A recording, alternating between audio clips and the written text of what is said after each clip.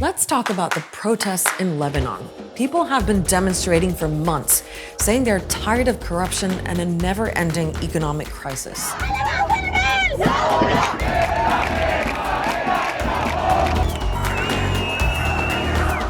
For the stop of crushing liberties, freedoms, and to stop the economic nightmare in which we are. In response, Prime Minister Saad Hariri resigned, and now Lebanon has a new government. But protesters are still on the streets. They say their message is clear. We haven't given up, and we aren't going away. So why don't they support the new government? And what is the backstory for what's going on in Lebanon?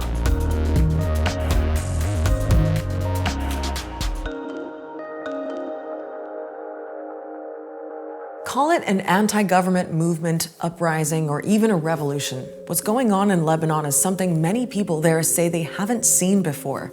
This is a country with 18 officially recognized religious groups, where people have traditionally supported the interests of their own faith or sect. But this is a new generation.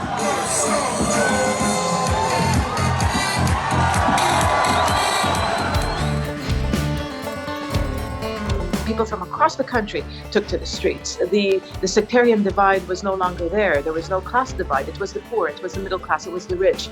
People who were just fed up.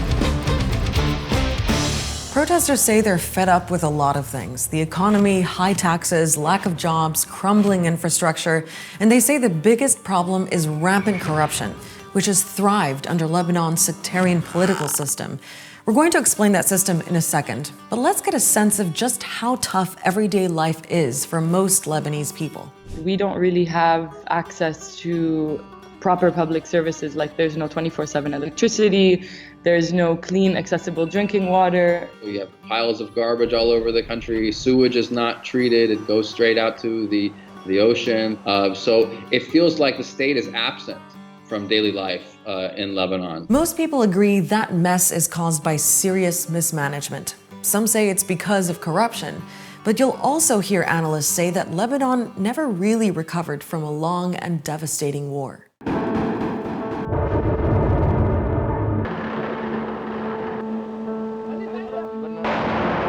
We're talking about Lebanon's Civil War, which started in 1975 and went on for 15 years. Militias from different sects and political groups fought each other for dominance and also fought among themselves. Then Syria and Israel got involved, and the battles became even more destructive. At the end of the war, Lebanon's main political groups signed the Taif Agreement to make sure they all got a slice of political power. And that's really the basis for Lebanon's political system today. A Maronite Christian gets the presidency, the prime minister has to be a Sunni Muslim, and the Speaker of Parliament is always a Shia Muslim. In Parliament, seats are shared 50-50 between Muslims and Christians.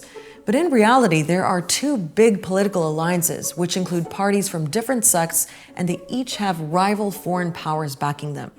March 14 was former Prime Minister Saad Hariri's bloc, which has the support of Saudi Arabia and the US. March 8 is the bloc that includes the Maronite Christian president Michel Aoun's party and Hezbollah. It has Syria and Iran support. So because of all of those overlapping and competing interests, many people will tell you that Lebanon's sectarian political system isn't really sectarian. What's really happening in Lebanon is that there are political parties that used to be militias. Sects are not fighting in Lebanon. It's really opposing warlords backed by opposing foreign powers. And this is how, many say, corruption has gotten so out of hand. Many of those powerful political leaders, or the Zuama as they're called in Lebanon, are said to have focused on their own political and financial gains and made themselves very rich. Lebanon has 220 kilometers of coast. 180 kilometers of the coast has been privatized. It's now under the control of either former officials and people who are close to them. I'll just give you one example. Park meters in Beirut, the revenues were not going to the state. They were going to a private company, controlled, owned by people who are close to politicians. Now, that's not to say that everyone in Lebanon wants to overhaul the entire system. The majority still support the mainly sectarian political parties for a number of reasons. One, ideological. Two, they benefit from those in power. We're talking about at least 400,000 people employed by the public sector. Now, with their families, could you imagine that number? Lebanon's elite has responded to calls for a cleanup. In 2019, Prime Minister Saad Hariri stepped down, and after months of talks, the new Prime Minister, Hassan Diab, who's a computer engineering professor, finally announced his new government.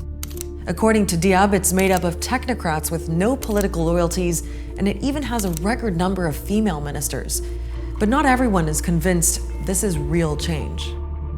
So the protesters had demanded for a completely independent technocratic government, which just means they're politically independent and also that they are experts in their fields. It's kind of just the same thing, like different faces, but same parties, same alliances. Critics of the new government are saying that many of those technocrats have the support of the March 8 alliance, the one that includes Hezbollah, and that complicates things.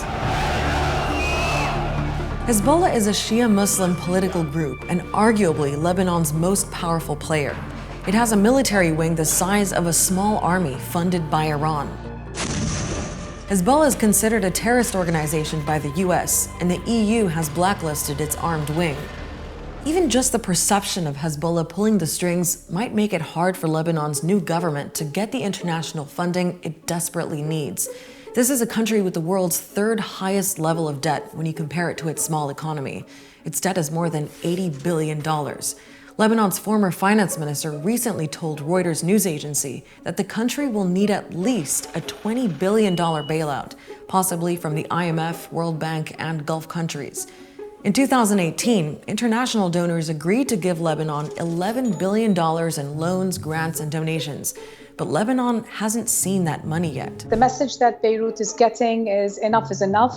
You need to undertake painful but necessary reforms in order for this funding to be released. People in Lebanon are already feeling the crisis getting worse. Since protests began, the value of Lebanon's currency has fallen by 60%, and banks are already limiting cash withdrawals to about $200 a week. Violence is also escalating as police try to contain the rage.